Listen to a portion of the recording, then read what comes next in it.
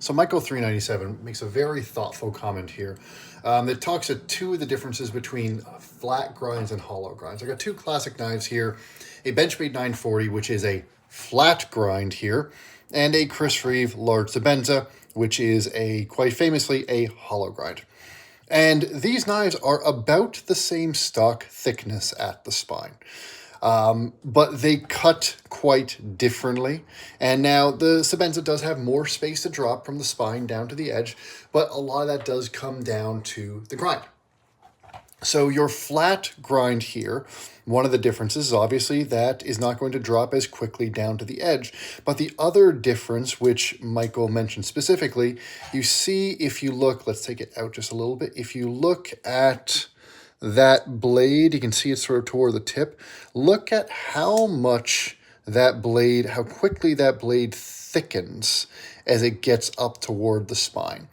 So this blade from that edge, as you get toward the spine, thickens very quickly. That means two things. One, that means as you pass it through material, especially materials that tend to bind, like cardboard, styrofoam, things like that, you're going to start to feel the thickness of that blade more quickly with a flat grind, at least, especially with a chunky flat grind, than you will with a hollow grind, even if that edge is sharp.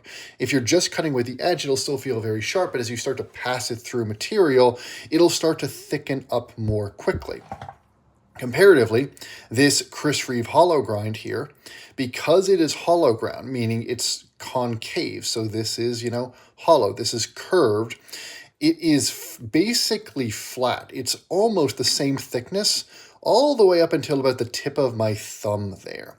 That means that if I am passing this through material, and I am cutting not just with the edge, but even with the first sort of quarter inch of edge here, it's going to stay super thin. And so through a lot of those materials where things bind, it stays thin. The other difference is when you go to sharpen these knives. When you start to sharpen this knife and lay that edge back, it is going to start to get much thicker at that edge, and there will be nothing you can do about it because the blade stock just gets thicker more quickly. Conversely, as people who have owned Sebenzas for a while know, you can sharpen this knife a bunch of times, take that edge back, and it will still stay about the same thickness behind the edge until you really start to get higher up that hollow grind. So those are two really big benefits of hollow grinds. They can be sharper and pass through material better, and then also they tend to have better sharpening life, which is why so many of the classic makers do favor those hollow grinds. Great comment. Thank you very much, Michael397.